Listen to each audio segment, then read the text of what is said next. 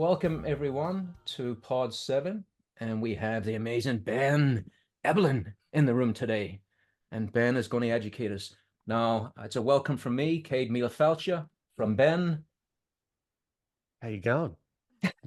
From the Virginians. Howdy. And we're good to go. Now, I've known Ben just a little bit. I was introduced to Ben through Christian Knees. And those two guys, I don't know what's in their heads, but they're doing lots of fancy stuff behind the scenes, growing followers and stuff I don't know how to do. So they're going to help us a lot. And I was just talking to Ben before the podcast about how much I admire that he's taken agency over his life, which is what this podcast is all about. It's all about how the hell do us little miscreants end up in a position where we can support ourselves through art? I mean, it's the dream come true. And yes, we can do it. We can do it. Is it easy? Ben, is it easy? Definitely not. Rachel, Melanie, is it easy? There's the first thing. There's the first thing we need to make clear. It ain't easy. I remember walking down a street in London and the sole of my shoe came off. And I remember making that noise, flop, flop, all the way down the street. And then the rain came on and I went, how am I ever going to do this? It's ridiculous. It's ridiculous. That's when I realized super glue isn't super. Yeah. Stuff is rubbish for your shoe. Yeah, that shoe glue doesn't work either. No. See, there's Rachel's already had her shoe come off. All right, so what we're supposed to be doing a podcast. All right, so Ben, we need. Do you have his artwork like you normally do? I have. Yeah, let's have a look. Looking at myself is freaking me out a little bit.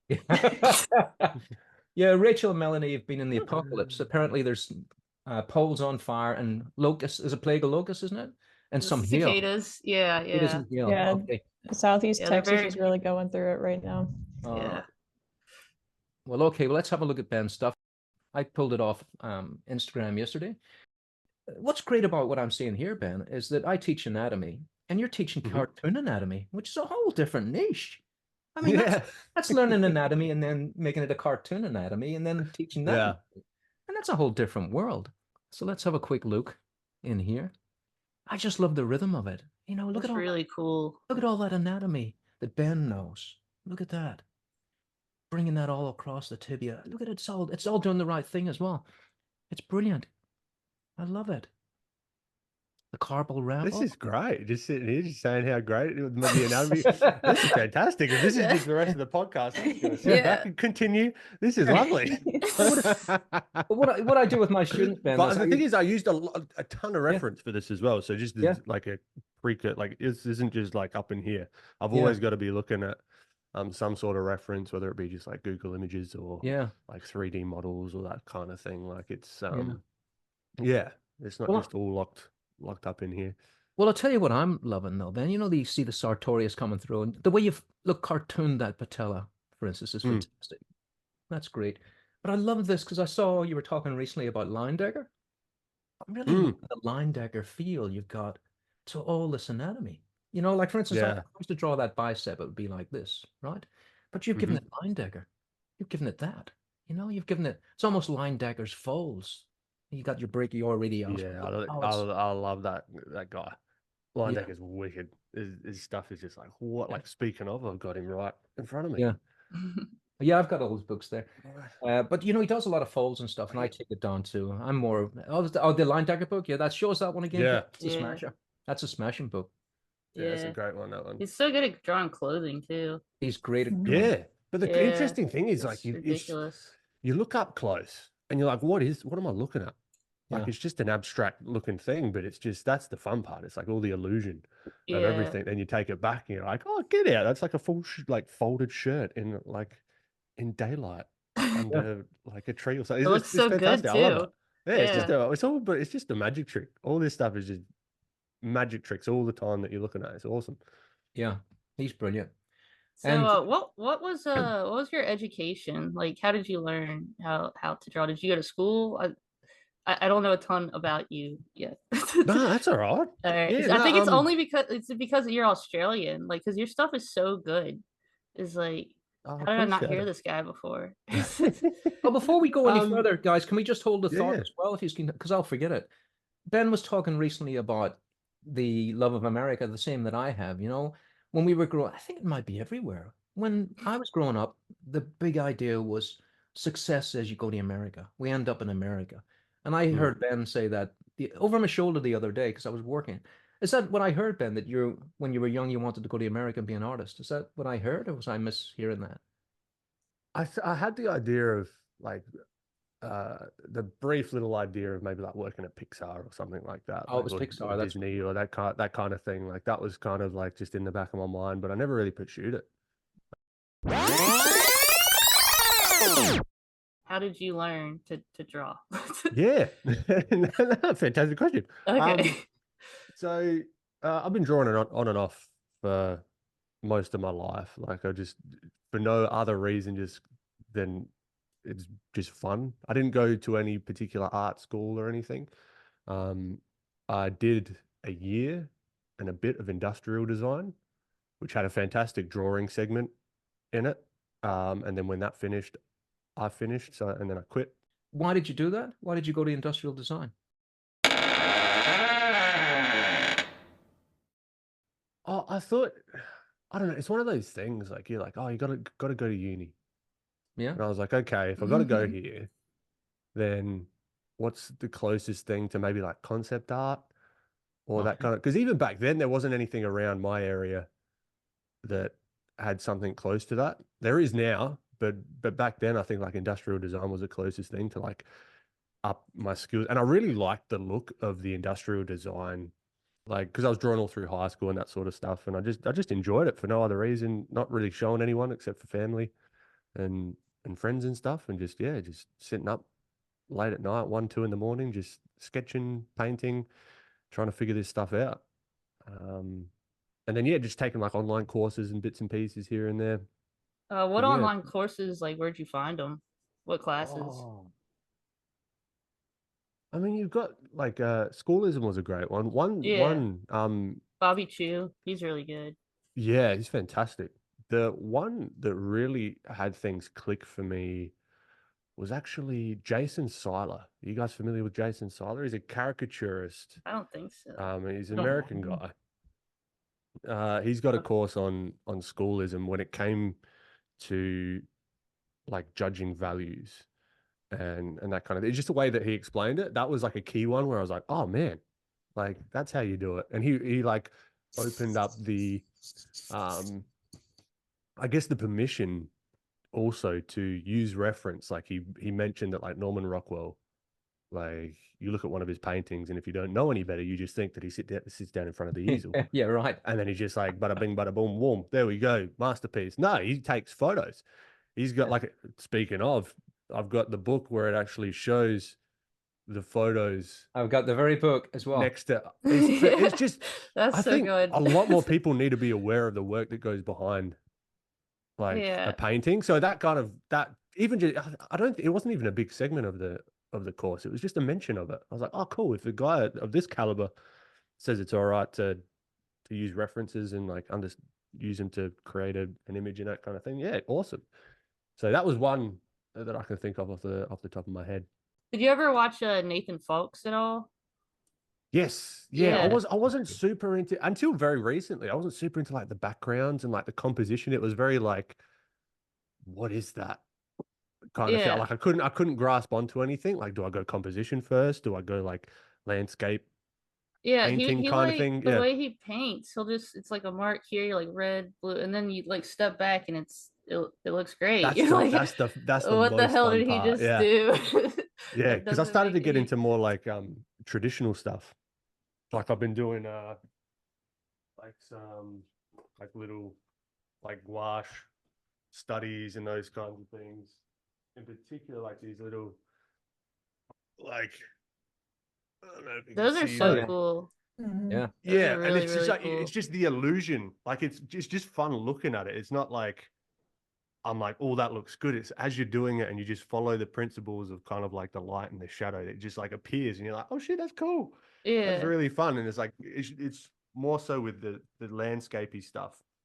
You can be I was curious about have you made any observations about how, since you're coming from a digital background, have you made any observations about the transition of that to traditional?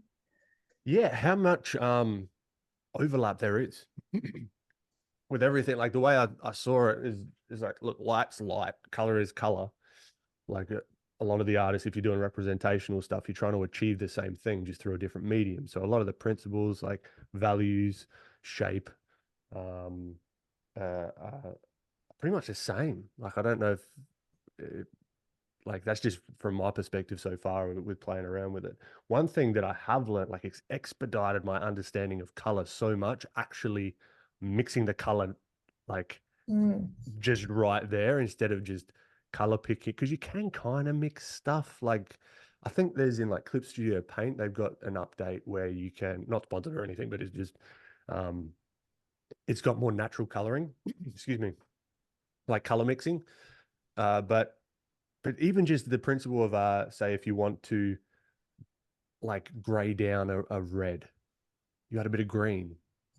Like you wouldn't even think of that with digital. Like you're just like, oh, that's a thing, and it's I don't know, I'm loving it. I can talk for a month of Sundays on the traditional stuff. But It's yeah, so cool. there's a lot of overlap with the principles,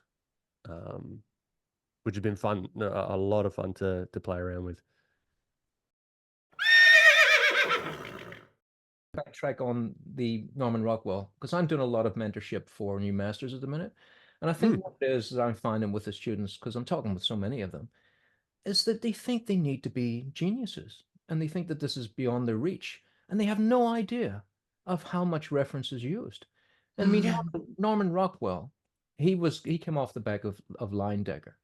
And but Leyendecker drew from life and Leyendecker drew from imagination.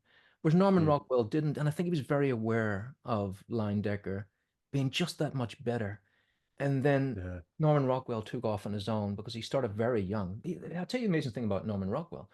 He was painting pictures for the Saturday Morning Post while J.W. Waterhouse was painting nymphs in Victorian art in London. And if you see them in the Victorian galleries, you couldn't possibly ever believe that at the same time in America, honk honk, that people were driving cars and painting what seems like modern art, like today. Yeah.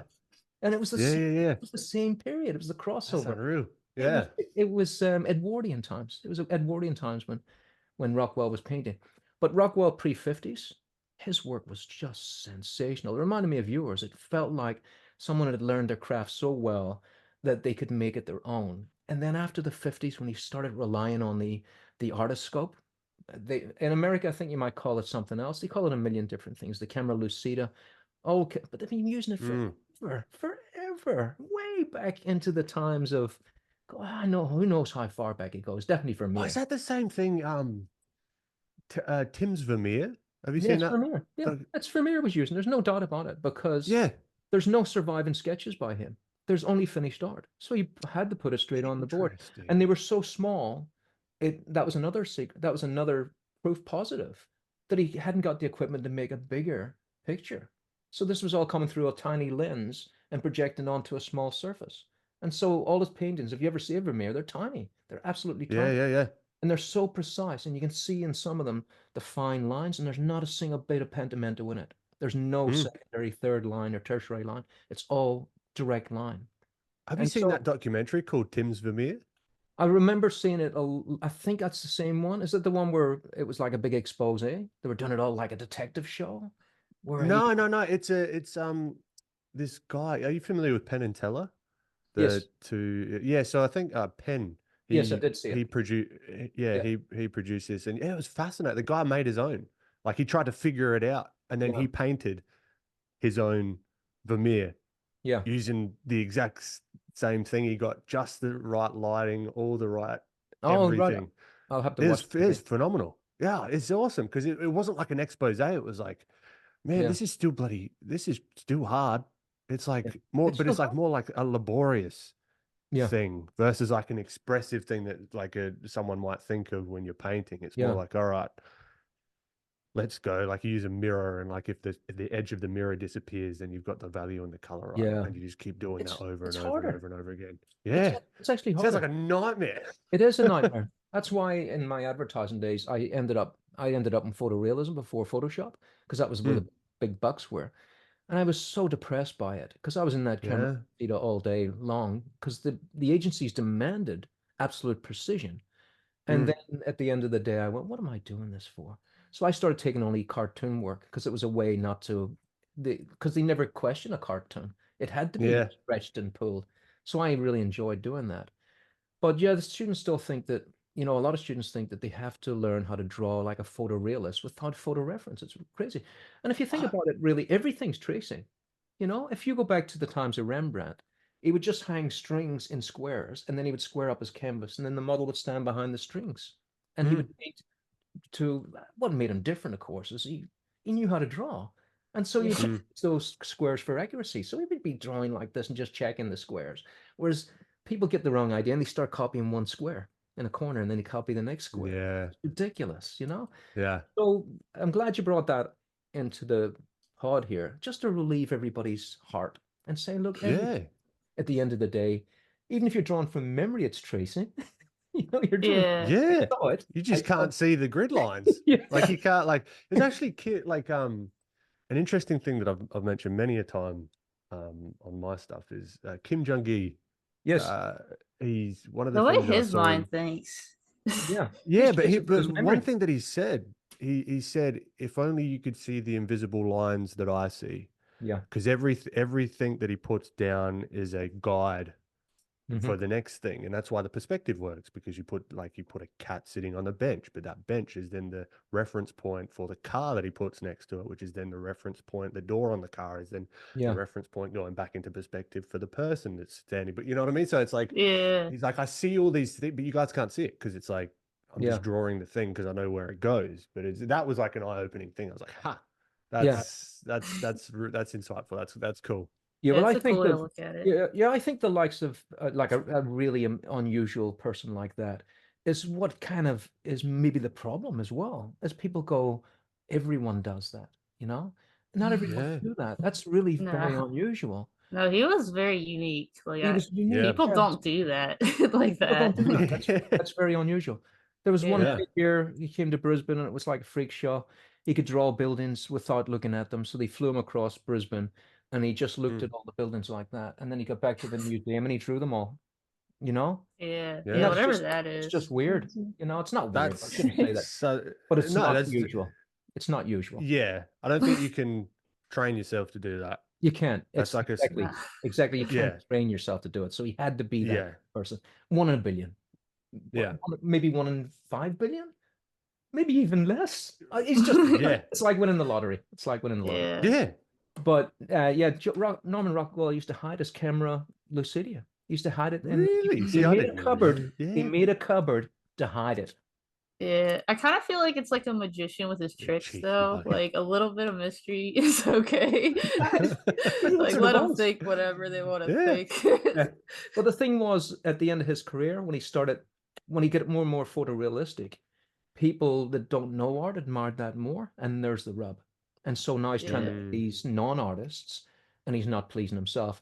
And he, at the end of the day, he was very unhappy. He was really miserable, and he had to do paintings for Stagecoach, which was a movie with Bing Crosby, and he went out into the field and painted all the members of the cast plein air, and he was so happy, and the paintings were beautiful, and he said to the director, "Can we not just use those?" And he says, "No, you're a victim of your own success. We want those photorealistic now." Oh my goodness. And you should have seen how beautiful they were and how drab the finished product was in comparison. Check them to see why that is a double-edged sword. So for me, I'm going further away from photorealism all the time. And if I ever do trace anything, and I won't even demonize it because it's just an exponential thing. That's all. It's just to get things done faster. I can certainly do without it. But if I do it for speed, which I did in advertising all the time, and I think that's where I just had the edge on everyone else, is I just put the broad lines down like that and get out of that machine as fast as possible and started drawing. It was just got it. And then you got it on the canvas, and people would be under there for hours and come out with the most dreary thing. And it had all photo distortion in it too. Anyway, I want to just come back to that. But it's funny, it was only like about 2 years ago when I started posting online. Before that, photorealism was my game. That's it. The only thing I did. And that was like my bar of like how well I'm doing. Is like how closely I could like copy something like one to one. It's a weird one. And Yeah. you think that you have to, you know this, like, why don't I know how to do this? It's like, I've Yeah. never practiced it before, like with the stylized stuff and everything. And you get frustrated and you're like, it doesn't make logical sense. But for some reason, I hear it time and time again. It's like, oh, I should already know this stuff. I'm like, hey, why? How? Yeah. That makes it's stupid. We already know it. We got two eyes. What else do you need? Yeah, You know, so that's it. you're doing this thing to show what your two eyes see. What was the point in that? Everyone else can see it too. Show us something we don't see. You know, it's just Yeah. nuts. I don't understand it at all. But you know, I always have to put this disclaimer. If you're a photorealist and you enjoy it, please don't let Oh, on. no, I'm not poo-pooing it by any Yeah. means. No. But No, I think no. It's I think just like swapping from that to this more, this kind of stuff. For me personally, yeah. this is a lot. Fulfilling is, I don't know, that's a little bit more of a stronger word than I'd like to. I don't know, I find it very fun. That's why I keep doing It's it. joyous. And I'm always learning Yeah. new stuff, you know, think- like how to do it. And there's no one thing that's going to be the same as the other. You know what I mean? Like or if there is, or if I want to, it opens up a whole new world of challenges and things to learn. Like if I want to invent a character, then I've got to figure out how to keep them on model if I want to draw them over and over again. And then you've got to think about the 3D form. And then you've got to understand, okay, turning them in 3D space and blah, blah, blah, which opens up a whole other can of worms. But I don't know. I just thought it's good fun. Yeah, I think the really reference is just a tool, and some people just use it in different ways. You can Yeah, use it a lot, or just not use it any at all if you don't want to. But there's useful ways to use that. Yeah. Definitely. Yeah, and then where do you think style comes from? Oh, it's just all the people that I take from, basically. Like it's like Patrick mentioned the hands. Like I looked at Max Grecki, like his work is phenomenal. And I was just like, yeah, this is the kind of stuff I want to do. I like how he does his hands. And then I took a little bit of the form that he does his hands and how he does a bit of the nails. And then I took a little bit from someone else and took a little bit from someone else. And you get enough of those people, of all the different people that you look up to. And then it sort of comes out the other end is sort of what I'm doing at the moment. And this is going to change like in the next 2, 3, 4, 5 years, I'm sure. As I get sort of more influences, different things that I want to try and do, doing more sculpting, doing more traditional art, you know. So that's what I like. That would be the most where I think logically where style comes from. It's not some like I was born with it. So no, it's all from other people. You like build a library of stuff in your brain, and you kind of pull out of that. So don't draw stuff you don't like. Yeah, that's it. Or else you start or else you start putting out stuff that you're not a fan of. Who won, Rachel? That's gold. That's gold right there. Yeah. You know, so we have a question from the chat. Go on, Melanie. Oh yeah, go ahead. So Laura asks, as an artist, what are some daily habits you've cultivated, and how do you keep yourself accountable? How you doing, Laura? Daily habits. What I've liked to do recently is, or for a while now, is actually write down the thing that I'm going to achieve the night before, instead of waking up and spending the first hour figuring out what the day is going to look like, because I'm working for myself, and I've got apologies. Because I'm working for myself, I've got to make the rules. Doing that just like sets it up. As soon as you wake up, you're like, cool, I know what I'm going to do. Whether that is like a small study, like these kinds of things. I had that going as like a habit, right? But I think one of the things is figuring out the goal. Like, what do you want to get out of the thing that you're trying to practice? Is like you said specifically with art. It's like, how do you keep to it? I think always having that end goal in mind. Like I wanted to get better at gouache and I wanted to understand the medium. So cool. The night before, get the reference that I'm going to use in the morning. Say, okay, tape it out. So it's only yay big. So it's only small. It's like achievable. And just do the thing, you know, and that's a big part of it. Is like, because I don't always feel like doing the stuff. So you kind of like create personal projects for yourself and follow through with that? Even more so, just setting up the environment to make it as easy as possible, knocking down all the things that will either distract me or allow my procrastination to win. It just knocks down, like, get rid of all the excuses and just cool. Even set out the paints beforehand. Get a wet palette. So like this guy. So it's all the paint's ready to go. It's just like knocking down those little things. So I guess there's not one thing that I do. It's dependent on what I'm trying to learn. Like if it's sculpting, it's going to be a different thing. If it's digital, it's going to be another thing. If it's any other skill, I don't think it has to be art specific, but yeah, trying to knock down all the hurdles that come up Yeah, to make it as easy as possible. Yeah, to get really good, you also have to learn how to manage your time and manage your life a little bit better. I Yeah. think like there's only so much that can be going on. You have to be Yeah. able I'm trying to figure that out still. yeah, make a schedule and stick to it. Yeah. Yeah, that's it. But yeah, it's a little bit vague, but I mean, it's hard to know. Like because I don't have any one particular thing. It's more like setting up systems, I guess you could say, rather than any one particular. Oh, I draw for 5 minutes in the morning. It's like, well, if I'm trying to learn gouache, I'll replace that with a half-hour gouache study. Or if I'm trying to get better at sculpting, I'll do that with an hour sculpting session. You know, it's like it really is dependent on the goal that I'm trying to achieve. But the other Okay. habit forming stuff around that keeps pretty consistent. If that makes sense. Yeah, yeah. Yeah, I was going to ask about the sculpt, Ben, because I was talking to Ben earlier before we started about how he walked into walked out into the sun and went, what next? And how we ended up creating a sustainable income. And I know it's very dry to say that because we're artists and we're bohemians and we just want to draw and, life be damned. But at the end of the day, the rent man calls. And I was thinking, I have sculpts of my work as well, but I leave it in the hands of someone else because I know I just don't have the business nous to go and do this multitasking, whereas Ben does. So Ben, I would like to ask you, how did you, first of all, I know that the creative part, you've got this creative idea. How the hell did you end up taking the idea of I'm going to be a sculptor now, make it a sculpt and sell it? And I so understand it's sold out in 3 hours. Can you tell us when it came to your head and how you implemented that and how hard and what were the pitfalls? And would you recommend it to anyone else, or will you never do it again? Those kind of ideas. Fantastic. First off, I'll up the top of that.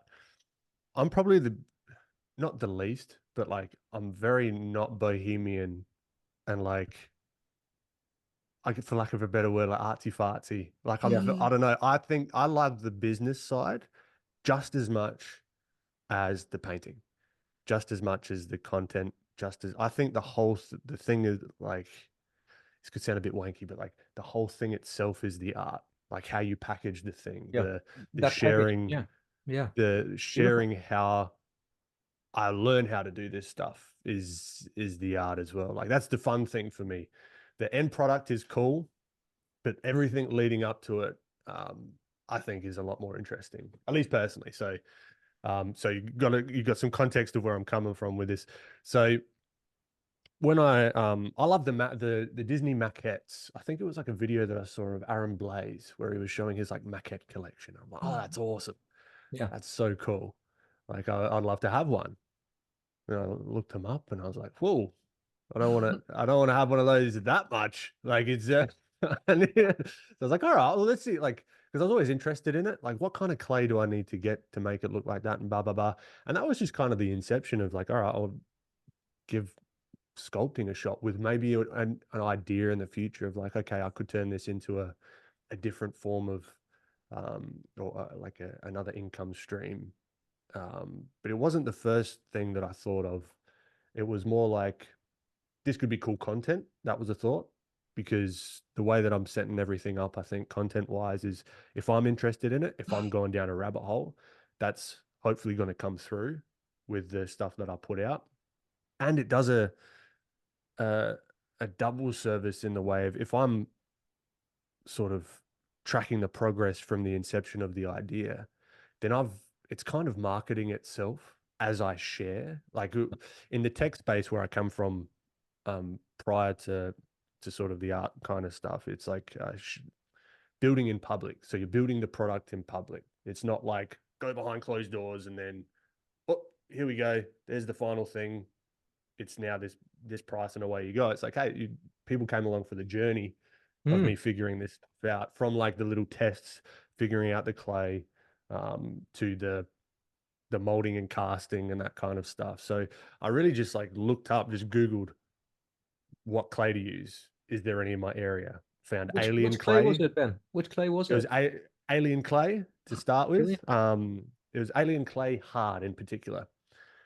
So there was a place up here called RoAdvance materials, which I had no idea about. But just a quick Google search. I'm like, oh shit, okay, cool, go pop up there. Walked in there, and the guy that was the main like sales rep there, I actually bought a cast of something off of him from Gumtree like a year before. We got to talking and da da da da da, and then he was just helping me out. He was like, okay, cool, this is what you want to try and do. This is the clay you're going to use. Come back to me when you've got something that's castable or like moldable. I was like, okay. Went and did that. He's like, this is looking awesome. Blah, blah, blah, blah, blah. This is what you're going to need.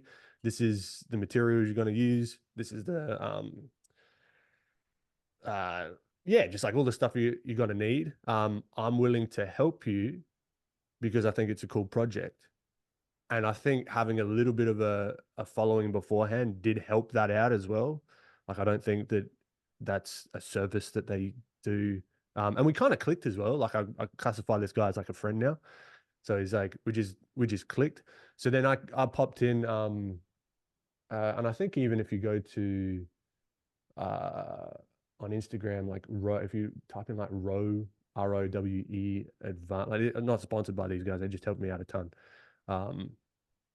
Like, there's photos of me and him making the first molds and castings and that kind of thing. And then it kind of just went on from there. What is it, Ben? RoWe. Yeah.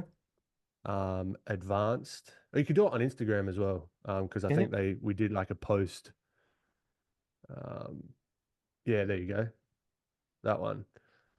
So again, not sponsored by them, but they're just like the supplier of the stuff I use, and they help me out, particularly Ryan from RoAdvance. So yeah, it was really just like this one guy that I clicked with helped me. There you go. There it is. There's a plain Jane. So that was a part of the molding process where you're creating a sort of a barrier for the silicon to sit on. So then you pour the silicon on this half. So then you have like two halves. It's actually here. So this is the end result. So everything's hand done as well. So I wanted to do everything by hand, figure it all out. So this is like rotocast. So you pour the silicon in the bottom here, and then you sort of rotate it around. And I've even got like a live stream of me making one as well. Again, coming back to the content. There's where I was trying to get to there, actually, Ben. I thought they did it for you. No. They sold you the stuff to do it for yourself. Yeah, and then a guy, Ryan, came. He actually came over and helped me for a couple of days to, like, because it's a process. It's like he just expedited the learning process for me instead of wasting a bunch of money and figuring out stuff and messing it up. He's like, look, I'll come and help you. I like what you're doing. Yeah, no, very brilliant guy. And there's also like a business side of that as well. It's like, if this goes well, then they get a customer that's consistently either growing and getting a team and buying more material from them. So there's a business angle from it as well. Yeah. Like, it is what it is. But it's me and Ryan clicked, and it was cool. It's good fun because this means like the business side of the stuff means that you can do more of what you like to do. Yeah. Otherwise, I've got to go get another job. Yeah. So it's like, I've got to make this stuff work. Yeah. Come hell or high water. It's a part of it, and I might as well bloody enjoy it, and figure it out. And like, how many of those did you make? Yeah, so I made 30 of them for the first release. So I had to fit that. That was only the first part, making the thing. So I've even got this is the original. Like, that's the one that actually got molded to make the mold. But then it's the packaging. Then I had to figure out, so I went and sourced boxes from a place up the road, but I couldn't figure out anywhere that could print it for like a reasonable price, because this is also just an experiment as well. Like, I'm making a bit of a risk here with the time investment and everything. So then I figured out screen printing. So then I bought all the screens, put the emulsion on, burned the screens in, screen printed the boxes and that kind of thing, and then did the inserts and that kind of thing. So like from basically every single thing that came with So she's called Plain Jane for obvious reasons. You've got the planes in the face. Oh, that's good. I didn't see that. How dumb am I? Oh no, yeah. So I'm the that's dumbest person that's who her ever name. walked the earth. Did you, Melanie Rachel? Did you catch that right away? No, no, I didn't see it like spelled out though either. Yeah. Yeah, Oh, so yeah, it's there it is. Okay, yeah. It's spelt there. I'm so stupid.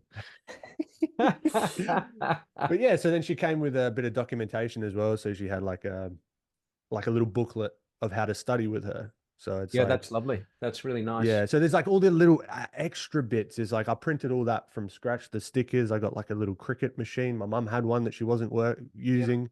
So I was like, hey, can I borrow that? And now Sorry, I kind Ben, of just what's haven't given it back. Ben, Oh, what's so it's like a little machine? automatic cutting machine. So you just Okay. give it like a vector file. You put the sticker stuff in, you print it, put the sticker stuff, there's like registration marks so it knows where to cut, Okay. and then it just cuts it out for you. I could have outsourced all of this stuff. Yeah. Would have cost more, one, and I wouldn't have known the process Yeah. two, No, and I there think would be you're less right. content to put out as well. Is your So mother it's an like, artist, Ben? That was unusual. Your mother she had. was she loves her crafts and Yeah. doing crafty things. She was in prosthetics actually. Oh, right. Like making prosthetics. It's funny, like my dad's a dental technician, and I've like got like the garage, like revamped the garage to do all this sort of stuff and like do more production on the sculpts and that kind of thing. And it's because he's got a lab like at the house at the back, like in the shed. And I'm starting to turn into my dad, like all the same You are your tools. dad. I've got like the microscope and everything to get the sanding right, and got like the dust extraction and everything. Yeah, it's fantastic. I'm just like turning into dad. It's awesome. We are I our never thought I'd go dads. down that route. Yeah. That's it.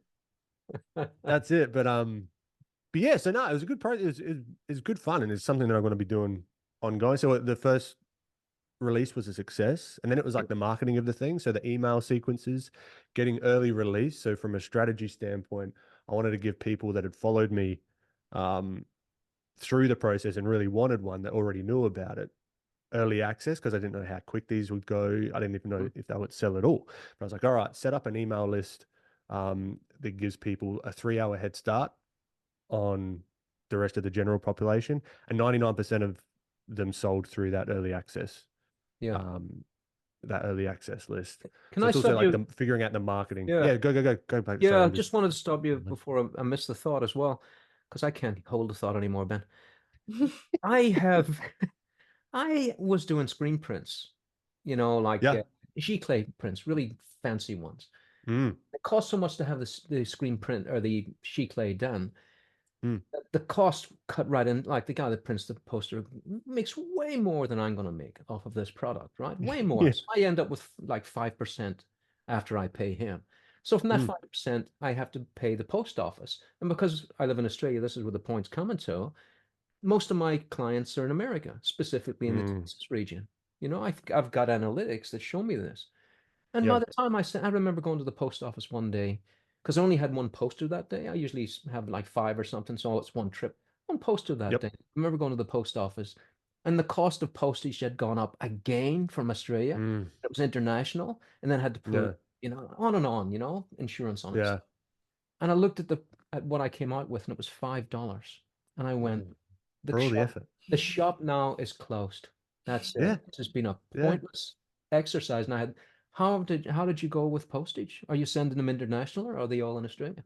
They're all international. I actually use How something called the hell do Sendle. you do that? So Sendle, well, I price it accordingly, which I think a lot of artists should do. Like they undervalue their work a lot from what I've seen around the place. So you got to price it and take that into account when you first start the thing. So I just had a spreadsheet, like a running spreadsheet as I was building this. It's like, all right, how much is the resin going to cost? How much are the boxes? How much is the ink and the printing? How much is blah, blah, blah, blah, blah, all that sort of stuff. So you got to figure that out. Then you have to figure out the weight of the thing to then calculate the shipping. But Sendle is fantastic. They actually come to your house. Sendle. Okay. Yeah. So you don't use Oz They're pretty Post? competitive. No, they're pretty competitive with Australia Post. Really? And because this is pretty light as well, the weight and size compared to the price of, say, like a print or something, it turned out it turned out well. But I'm starting to experiment with prints coming soon, and so I went and bought myself like an Epson Sure Color P700, which is a giclée print Yeah, I know printer, so I can do it myself. That's probably the way to do it. You could make money that way. It's a big printer though, Ben. You got to get room for Yeah, it. so you can do A3. So Yeah. it's not like an industrial size one. It's like the biggest it can go is A3 or A3 plus, they call it. So it's not a huge thing, but it's like, all right, I want to try, like, again, diversify the income streams.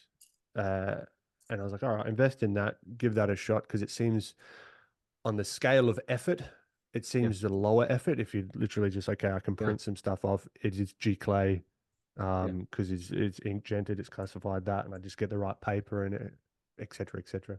It's But archival. no, definitely check out Sendle, because I think Sendle's in America as well. But yeah, they come to your house. You just I'll set up a check it. time, and away you go. It's fantastic. Well, that would have saved me that day. That was one of the most brutal days. And look at it, the First World Wars. That was a brutal day. I had to get an air conditioned car first. Had to go down to the park, find parking.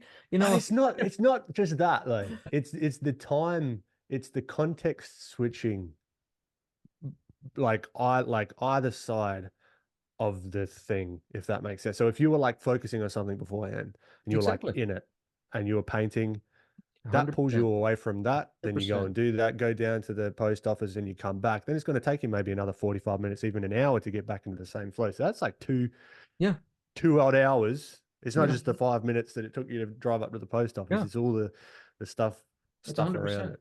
So no, it is annoying. And that's why I wanted to pick your brain on this one, Ben, because you are the agent.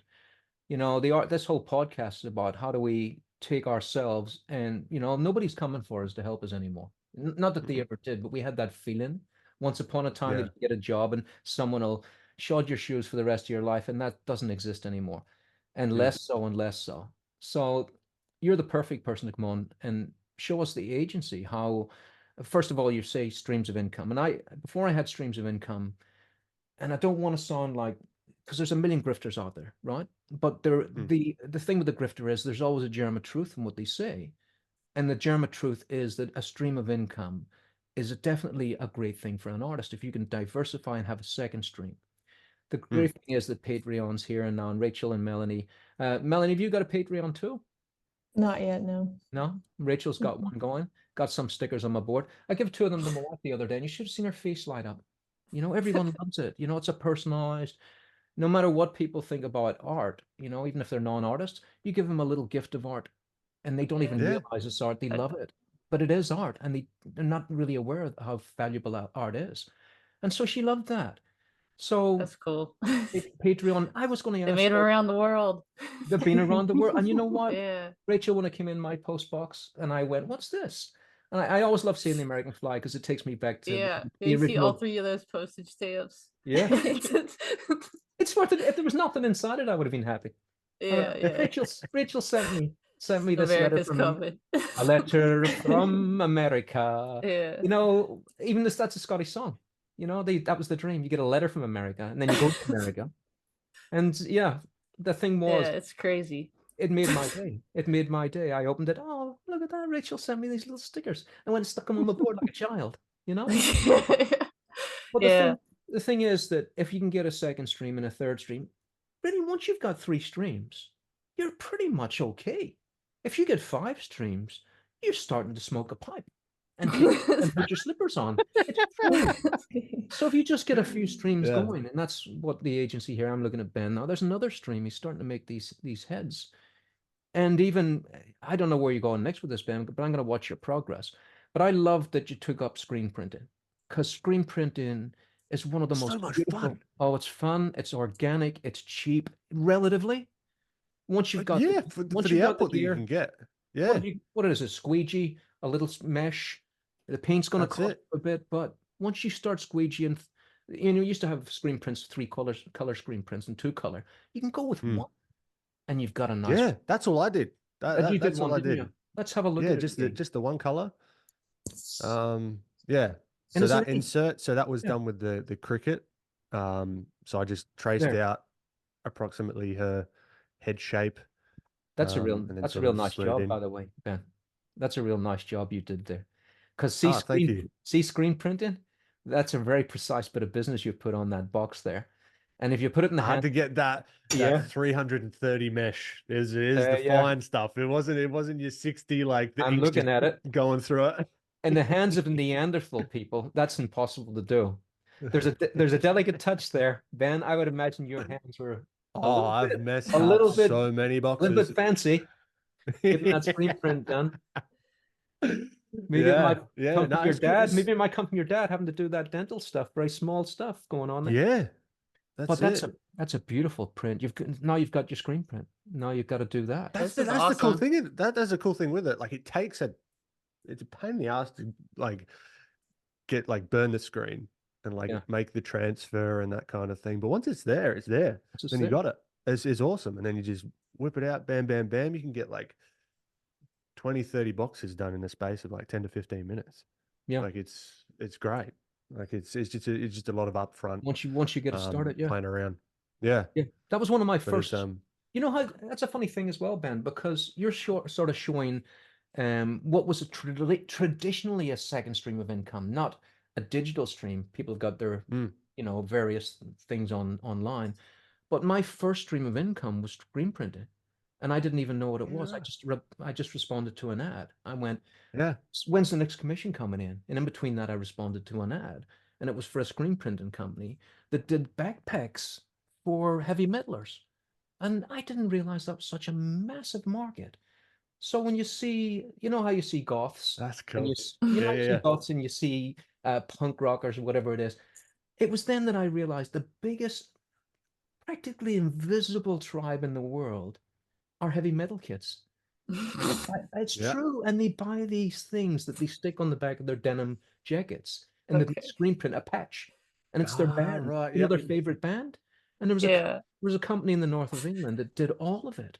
They did it worldwide. And I would do all of the screen prints for Queen, and even though Queen are awesome. Queen are on the verge of heavy metal, I used to do them all. And I would do it in a morning. And I would go, there's my income for the week. And then that's when I first realized what a stream was, even though we didn't call it that. I just went, there's my Monday money. And now my Tuesday, Wednesday, Thursday. If nothing comes in, Monday money takes care of everything. So that was a income. So I have a great fondness for screen print. And when I see it to this day, it still makes me happy because it's such a beautiful, cheap, organic thing. He had fun. I still can't even believe it when I like lift it up. I was like, I just amazing, get almost just like a little giggle after. I was like, cool. Yeah, next one. Like it worked. It doesn't seem like it should work. Yeah, it doesn't really it shouldn't seem like it. Yeah, it's old tech. You're just like, look at it. I hope this one works. Like you've done 15 beforehand. I'm like, oh, is this one going to work? Yep, awesome. It's more beautiful. Again, it's a magic trick. It's awesome. Yeah, and it's more beautiful. It's good fun, that. Yeah, and that's why I wanted to harp on it so much, Ben, because I think with AI that this is getting more and more beautiful to look at. A piece of I think that's one of the things when people ask me about AI, like it comes up a little bit. I think everyone's like, not everyone, but like a lot, the general consensus, at least online, which may be the loud minority, who knows, but that it's like fear. It's like, oh no, it's going to take everything. It's going to change the industry. Yeah. It is going to change the industry, but I think personally, it's more of an opportunity for people to think about it. that are looking to build their own thing, because there's going to be an influx of that sort of stuff. Yeah, I like this idea you had of the marketing beforehand, like the process is the marketing, because AI can't do that, but it could, make all kinds of advertising things later if it wanted to. But the process, it can't do that part. So that's it. And I think like the showing the artist behind the art, the reasoning, the process, the learnings, this and that, at least from, I don't know how I think about it. It's more of an opportunity than it is a detriment, because it's going to be rarer and rarer to see people do that, I think. And then that puts a premium on the people that are putting in the time. And just making cool shit, like it's not like, you don't have to get super philosophical. It's like, is it cool? Like, does it look cool? Is it like, is the stuff you're doing cool? That's a good way to look at it. If yes, awesome. Share it with people, like it's like, it doesn't necessarily have to have a meaning. Like none of my stuff really has a meaning behind it. I just think it's cool and it's fun. And I don't know. But yeah, I think from the AI stuff, I think this kind of thing, at least that was like a part of the bet, like that I was thinking about with the physical media as well, and even learning a little bit of traditional as well. It wasn't by any means, it was probably like 2% of the equation of getting into traditional stuff, but it's definitely a benefit, I think. I'm getting like all kinds of ideas, like something I just bought like last week from a plant show. Do you know what woad is? No, it's the blue ink that Vikings would use to like paint on their face. Oh, really? Like I was like, I could make my own paint though, possibly, is like an idea that I had, but you know, I just had a week ago, but it's like stewing in my brain, and now I'm like trying to figure out how to do whatever the heck you did to make some money. What are you thinking of? What are you thinking of, Rachel? You're thinking I of don't know. selling. I just like just to make my own ink. I mean, I you don't can even know make the your own process. paper, make your Yeah. own ink. All right. I don't know about that. Find some nice paper. But, I thought you were thinking of selling your own primordial paint. No, that would take too long. That would take way too long. Yeah, maybe one day. That would take a lot of woad, man. I got one plant. That would take a while. But yeah, that would just like to even go back further in the process of growing the pigment, because you don't think about what's in the paint. Yeah. So I was like, that's a cool idea. But we got a question in the chat. I can Rachel, I want to compliment you first. Okay. Growing the paint was such a wonderful, fresh phrase that will never be spoken again. Growing the paint. You know what? From a YouTube perspective, the thumbnail and title, that's fantastic. Growing it's like how to grow your own paint. That's clickable as anything. I'm figuring it out. Capitalize. And also, nobody, people have see if it works. And people have stopped realizing just how much goes into anything that we use. We just go and buy it. And there's Rachel growing her paint. If there was an apocalypse, Rachel would be a premium. Where's you going to get your paint from? Well, the shops are. Well, Rachel grows hers. She does what? Yeah. Someone needs something for the war paint. Yeah. There you go. Yeah, different market, definitely. Yeah. But no, it's got to be done. Everyone else has got charcoal. We got this. Yeah. Oh, you got the thumbs up. Oh. Yeah. All right. So I'm gonna. Oh, go ahead. Oh, you got that thing as well. I got this. Yeah, it comes up. It comes up. Oh, it's annoying. There it is. The frick out of me on bloody stream. I was like, hold on. Yeah, me too. What was that? What's going on? What was that? That was a lot.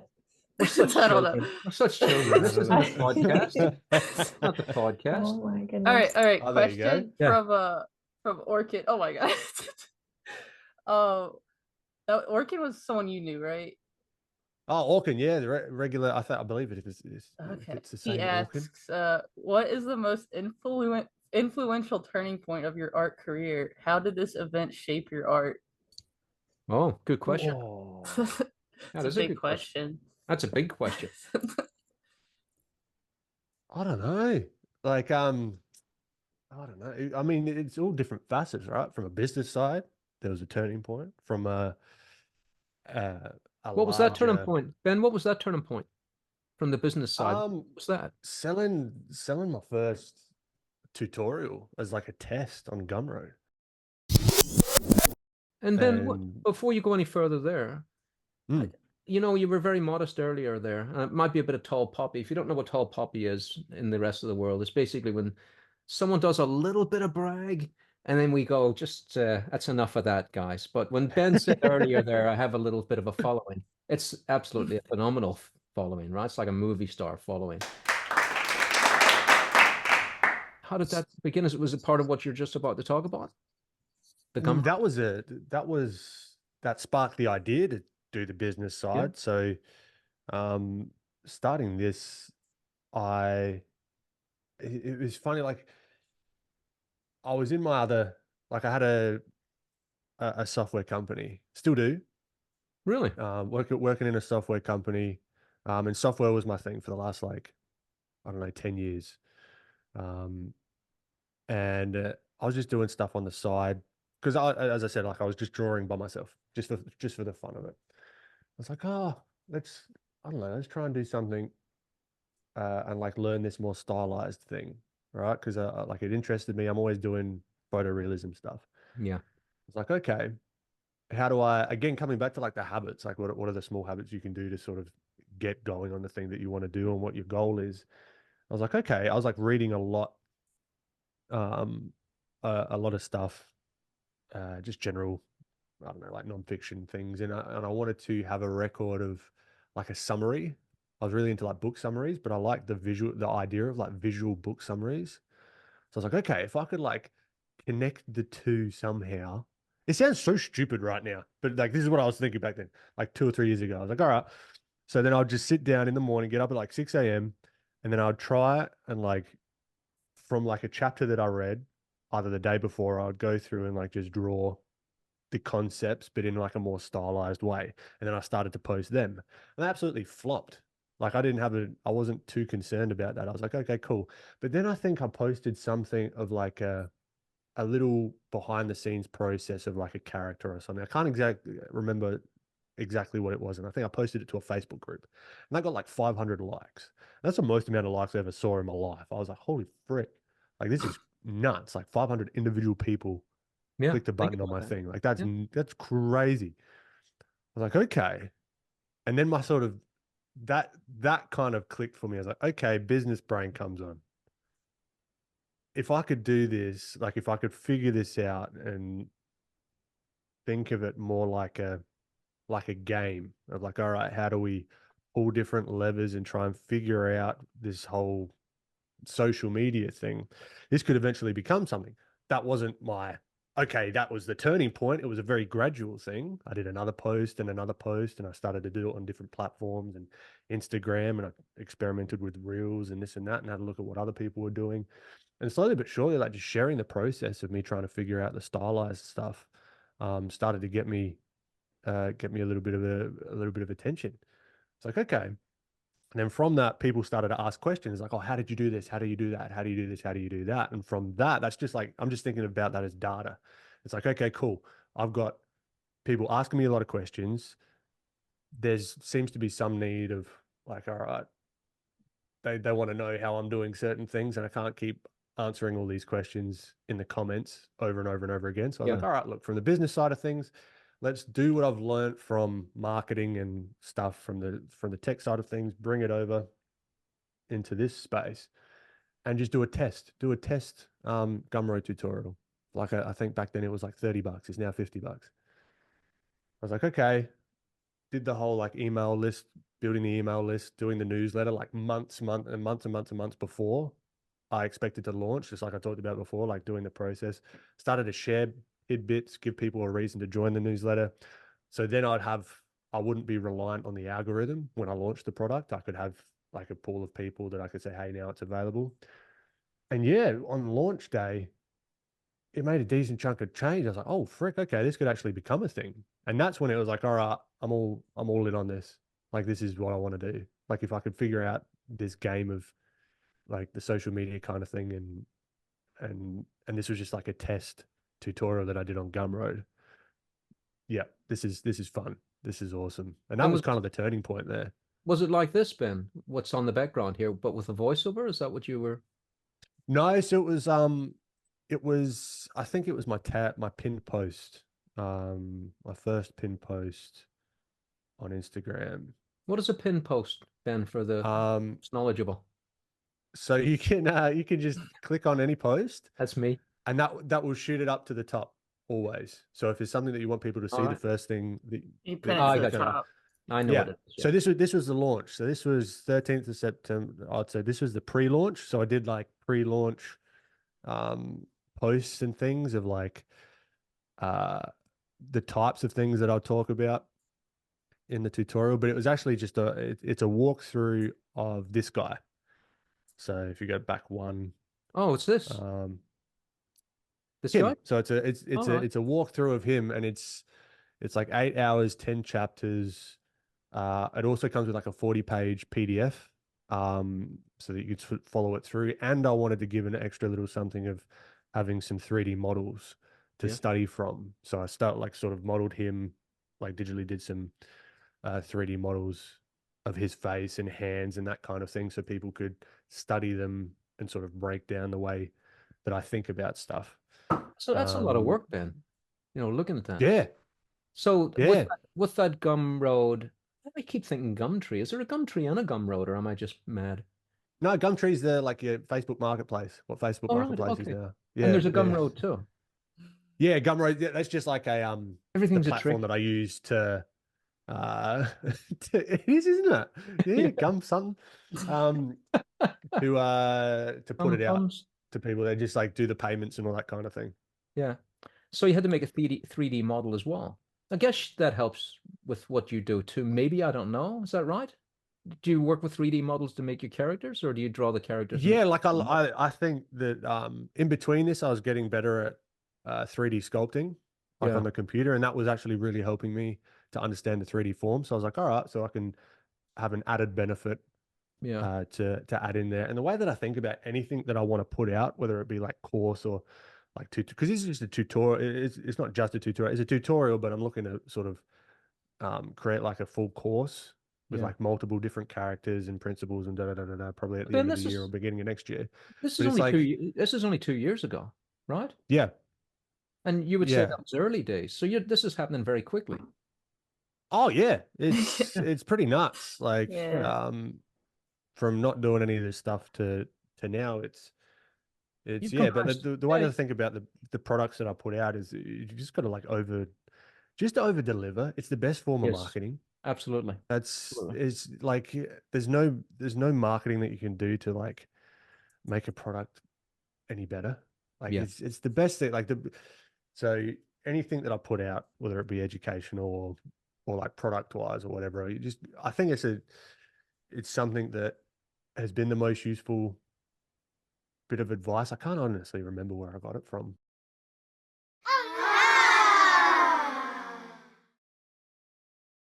Just over deliver. Just make it undeniable that the product that the person is going to get, they're going to be so happy with it that it's like outweighs the price that they pay. I think that's so key. it's like this is like a no-brainer. Yeah. And as the price increases, your product better be bloody good, So if you're starting to get into creating products, starting smaller might be a way to go. Like say with a tutorial on a smaller scale, smaller than this even. It might just be a single stickers. Yeah, but the thing is, you could do like I've thought about doing little things like because there's always things that I come back to mail. Like when I'm I don't know, like assessing a drawing. Rachel, that I'm trying to $2 stamp. Okay. Sorry, Ben. We're talking over the top of Ben. No, that's fine. Over the top of our guest. Okay. No, that's fine. That's fine. I was just going to say, like, stickers are not a bad idea because I've had the idea of, like, when I'm doing a drawing or something, there's always issues that I come back to, like whether it be value, shape, and that kind of thing. But even just like little reminder stickers, because I've got like Post-it notes all over the place here, like analog, like I've got a whole whiteboard of bits and pieces. So if I can even take some of that I always have with me and then give that to other people, it's like, here's some stickers that like, all right, put them wherever you're always sitting as like a reminder, as like how's the values going, blah blah blah, like little principles that have helped me with color and that kind of thing. So it's not a terrible idea at all. Like it could be as small as just like some stickers, It's like starting small is probably the best thing because then you get the full process of the marketing, the production, the launch, the feedback in a very tight like schedule. I would have probably done this on a smaller scale if I'm honest, looking back now, because it probably took too long to put together. Like it's fine, but it did take a long time to put together. I could have done it a lot faster on a smaller scale and probably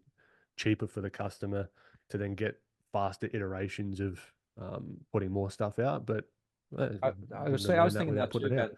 That's why I was asking that question. I thought that's a big scale to start something. It could have been a much miniature sort of version of that. I've got definitely big heads in the background here that cost a fortune. But I wanted to support the artists because I thought it was a great thing. But not everyone has those pockets, and I certainly didn't have them until very recently to support an artist like that. But one of the things I was going to ask about there, Ben, going back to that process again, we were putting this together only 2 years ago. You got the idea of over delivering, and I think that's because the whole in the old days they used to try and sell you the Golden Gate Bridge, right? That was an old grift.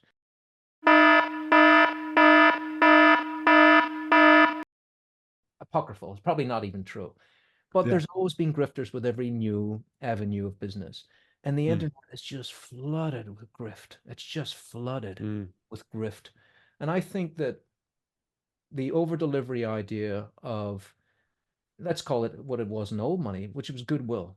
I think goodwill is the key to everything. It's the absolute key.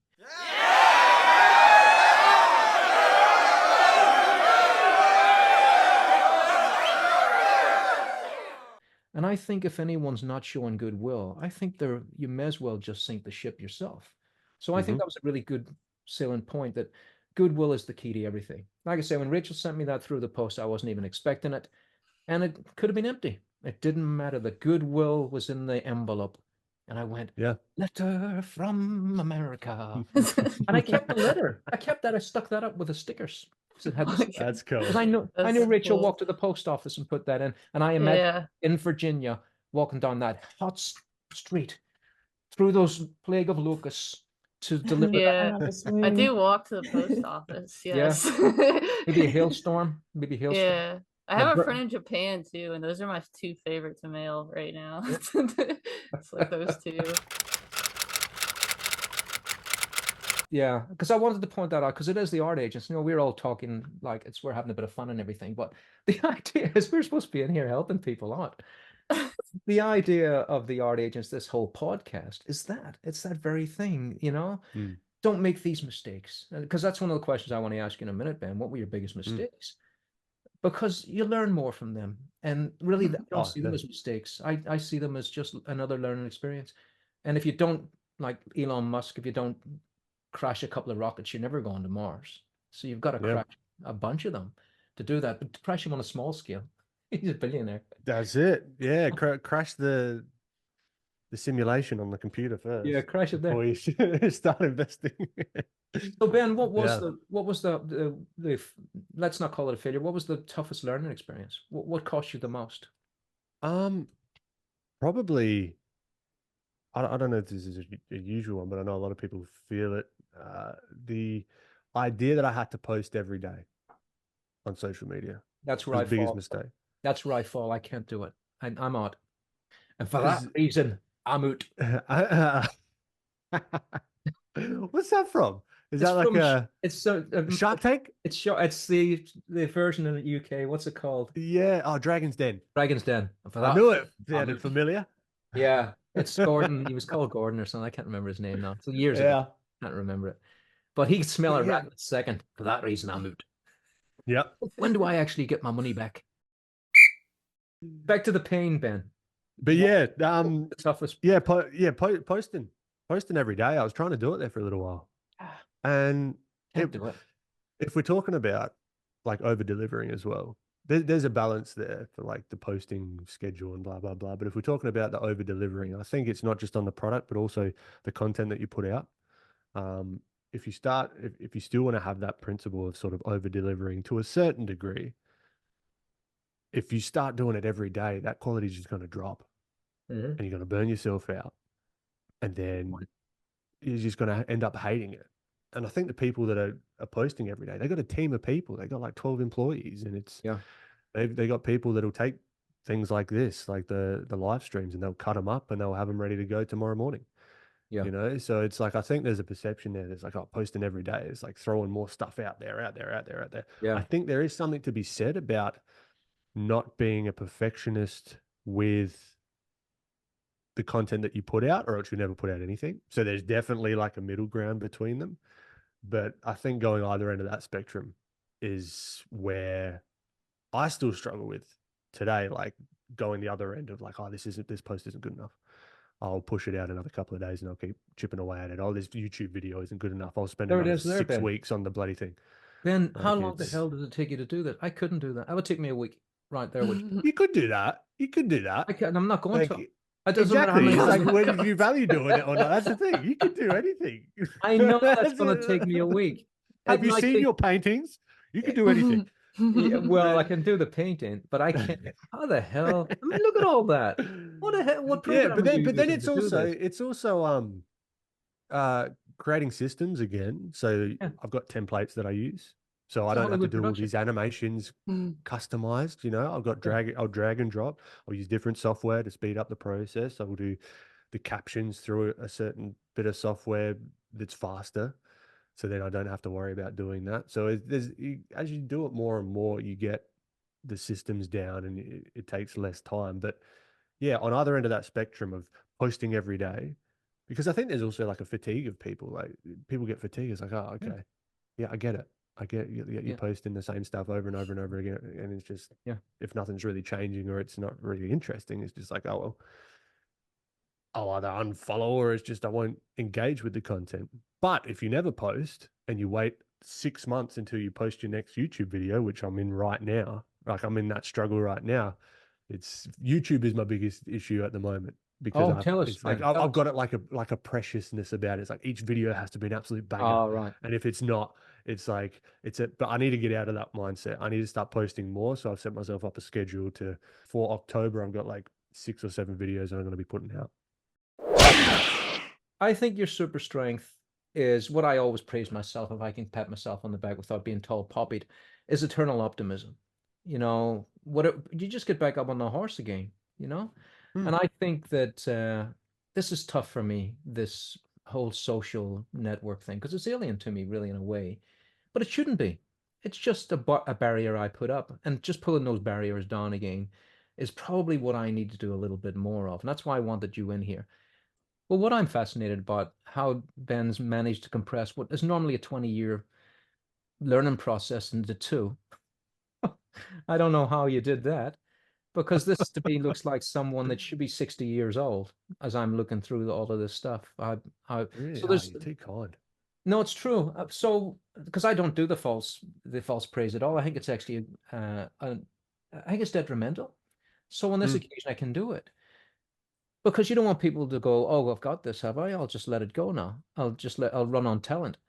But to get this far is an unusual thing in such a small period of time. So we got to make sure that everyone knows that as well, that you're an exceptional talent. And I don't even like to use the word talent because it sounds like you don't work hard. So an exceptional person has managed to compress this timeline. But what we want to do, instead of being frightened of it, like we were frightened of Norman Rockwell until we found out he had an artist sculpt that he would sneak in underneath his stairs. It had to be. It was impossible for him to do all that work in that time. Yeah. So that's an exceptional person that can do this. So that's you, Ben.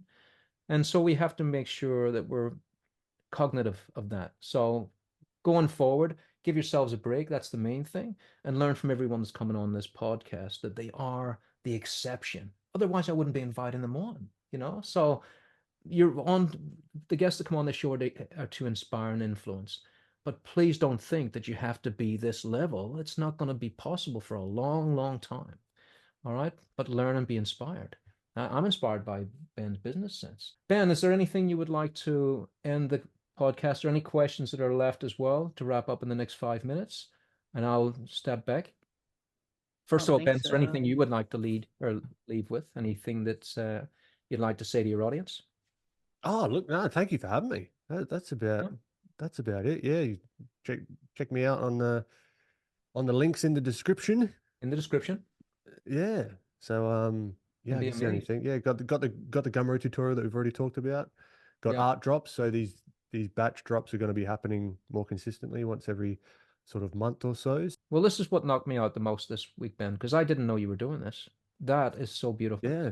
The best thing that made like my year was like people starting to post like unboxings and like how excited they were. Like I did a little like a little surprise thing. Like I dropped a little gouache study in one of the, like at random, and one of the boxes. So I did a little color study of her and popped it in there. And then someone opened the box and it was her that she got it, and she's just going nuts. She was like, "Oh, this is awesome!" Da da da. So that just made my year. And I was like, "This is why I'm doing it. This is awesome."